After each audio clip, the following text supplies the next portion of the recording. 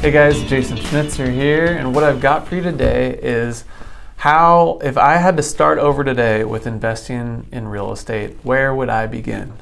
So in today's market, let's face it, it's competitive as a buyer, and especially for a first-time home buyer or a first-time investor looking to cut their teeth in especially the Southern California real estate market. And this video is coming about because one of my best friends asked me, like, Jason, if you had, $60,000, $70,000, $80,000, what would you do if you had to start over with real estate investing? And it's a tricky question because it is intimidating. But the thing is with anything worth doing, it's typically not going to be easy. And same goes for real estate. There are no quick fixes. There's no cheat codes necessarily to the end game. It's long-term investment, it's long-term return on investment, and it's long-term leveraging. And some years are going to be better than others, but historically speaking, it's been the safest bet with regards to where to put your money year over year, and there's a lot of people that I think would agree with me on that. So let's just get down to it.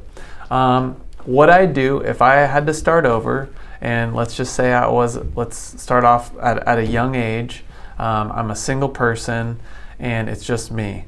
What I would be doing is I would be trying to save at least 50% of my income towards my first home purchase and try to live really, really frugally within my means until I could get my first investment. And what I would look to buy would be something that, of course, that you could qualify for, but the best house you could buy the least expensive house you could buy in the best neighborhood. That's kind of the old real estate adage, real estate 101.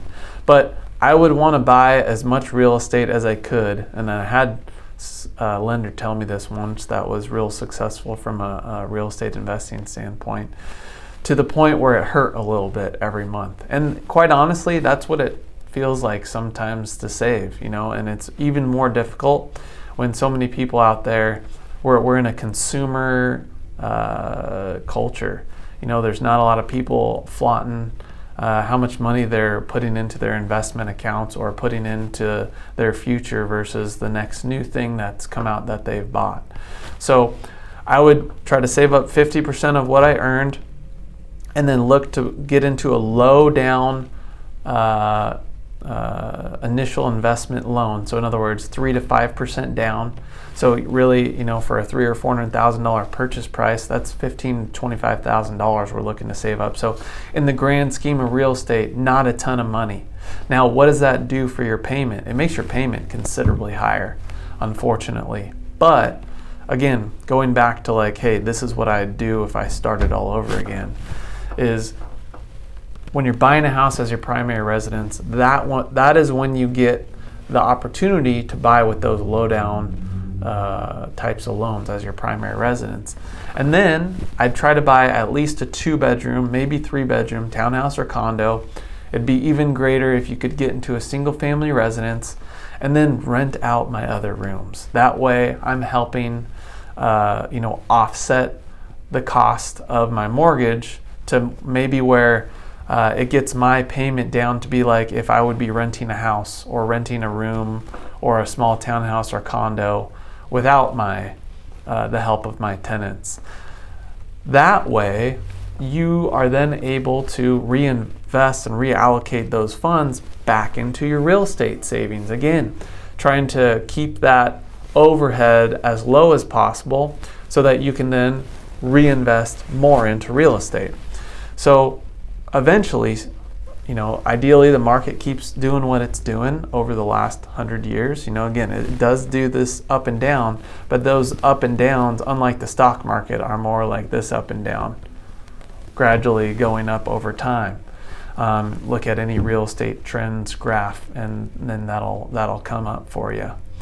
And then eventually, you've got two things working for you. You've got help from your friends, your tenants that you trust, that are helping you resave for another property, and of course you're helping them out because they've got a great place to live. And ask anybody looking to rent a place right now how easy that it's going for them. It's pretty tough. So again, it's a symbiotic relationship where you've got people that you trust living in your house. So maybe you've got some friends nearby, again, that are helping pay down your mortgage along with help you save up for additional investments.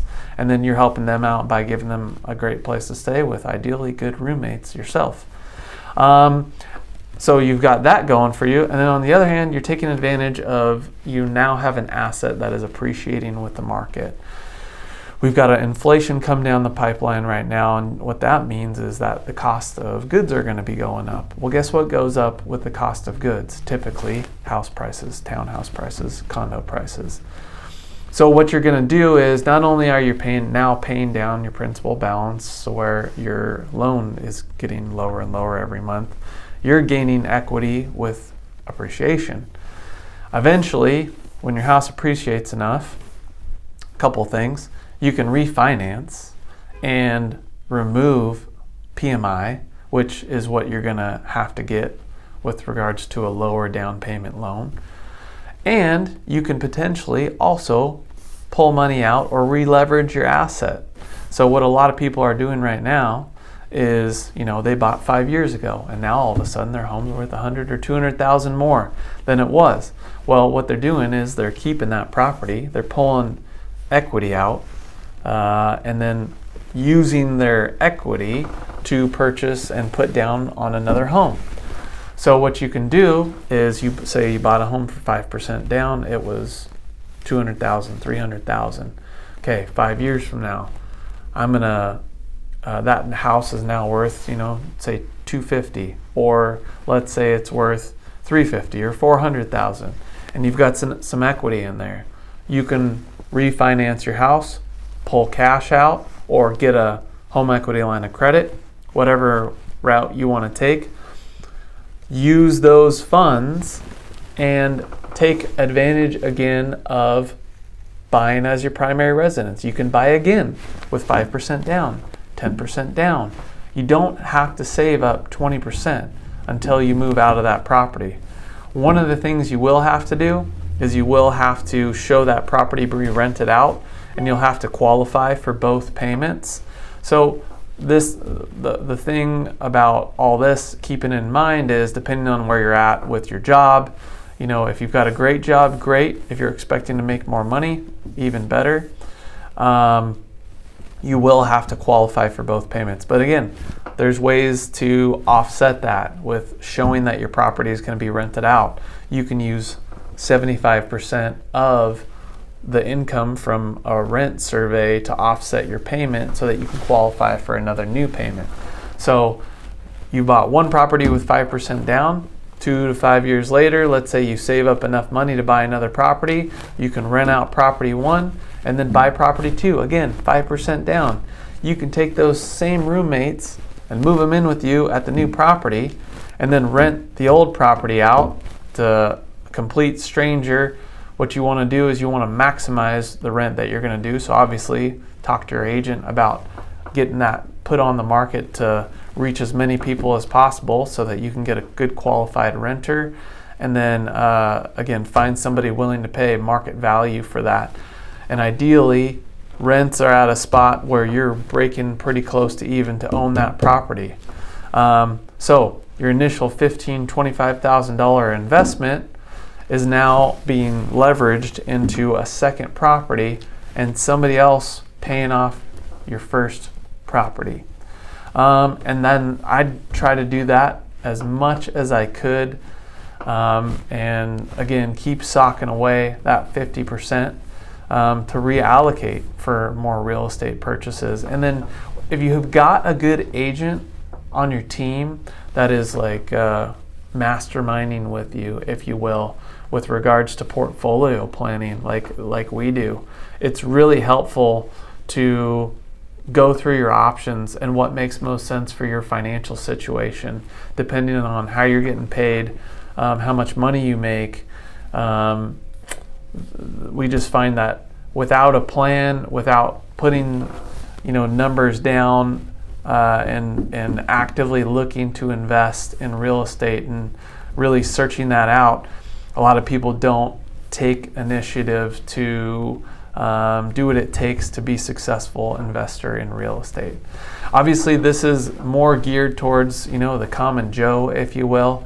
If you've got a bunch of money and you're looking to invest and reallocate in real estate, this video might not exactly be for you. There's probably some different strategies we take, but this video again is really designed for, hey, if I had to reset and I was fresh into the market, I was younger and wasn't sure how to get started, this is where I'd start. Again, just to recap, I'd buy as much house as I could with as little down as possible. If I didn't have enough yet, I'd be looking to save at least half of my paycheck every month going towards my initial real estate investment. Once I bought something, I would actively look to buy something 2 to 3 bedrooms so that there was an option to rent out to friends to offset my costs for my monthly mortgage. That way I could resave again to buy another investment property. And then ultimately you want to have the end game in mind. And what I mean by that is when you use real estate as a long-term investment, you want to figure out how much passive income do I want to retire with on a monthly basis, and then work that backwards to how many properties you feel like you need to produce that amount of income. So for example, if you want $15,000 cash flow every month, well then you have to figure out, be it either by research on the internet or by contacting a local agent, area expert, to sit down with you and talk to you about what that looks like from a real estate standpoint, how much we can expect in rents, what's the average in appreciation over the last 20, 30 years of what I can expect if I'm diligent with keeping my rents up to market value to maximize my investments, and what I could expect on a return with that regard. So yeah, those are some basics for you guys. If you want any more in-depth detail in planning and how this sort of scenario might look for your own personal portfolio or your portfolio to be, we've got a great option for you guys. We do free consultations. Feel free to check out our website online, GaryandJason.com. You can book a free consultation there. We've got plenty more investing videos on our YouTube channel and social media, so thanks for following us on there. And as always, if you gained any value from this video and it helped you out, likely there's a lot of other people out there that might too, so we really appreciate you sharing it. Because what we're trying to do here is just arm you guys with as much information as possible so that when you go to make your next decision in real estate, you're confident with making those decisions on your most expensive asset, and that's what it's all about. So anyways, thanks for watching, guys. Catch you on the next one.